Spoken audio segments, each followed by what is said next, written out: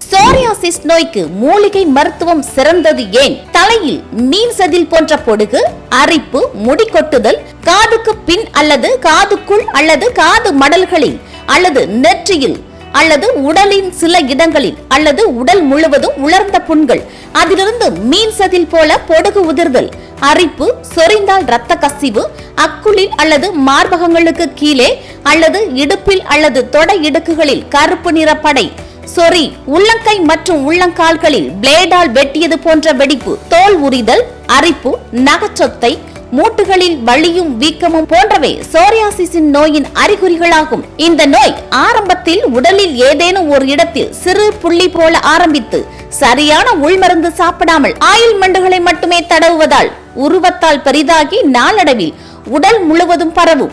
உடல் முழுவதும் பரவிய சூழ்நிலையிலும் சரியான சிகிச்சை எடுக்காவிட்டால் நகங்கள் சொத்தையாகும், தலைமுடி கொட்டும், மூட்டுகளில் வலியும் வீக்கமும் ஏற்பட்டு மூட்டுகளில் அசையும் தன்மை குறைந்து மூட்டுகள் கோணலாகும்.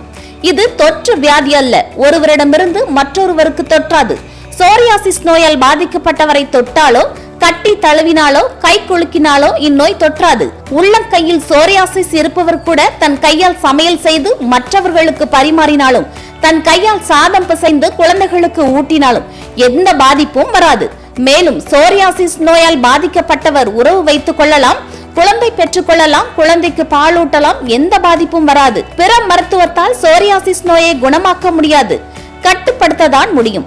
மேலும் சோரியாசிஸ் நோயை கட்டுப்படுத்த பிற மருத்துவத்தில் தரப்படும் மாத்திரைகளை தொடர்ந்து சாப்பிட்டால் நாளடைவில் ஏராளமான பக்க விளைவுகள் ஏற்படும். ஆனால் மூலிகை மருத்துவ சிகிச்சையில் சோரியாசிஸ் நோயை முழுமையாக குணமாக்க முடியும். மேலும் மூலிகை மருந்துகளை சாப்பிடுவதால் பக்க விளைவுகள் ஏதும் ஏற்படாது. மேலும் மூலிகை மருத்துவ சிகிச்சையால் குணமடைந்தவர்களுக்கு வாழ்நாளில் மீண்டும் இந்நோய் வராது.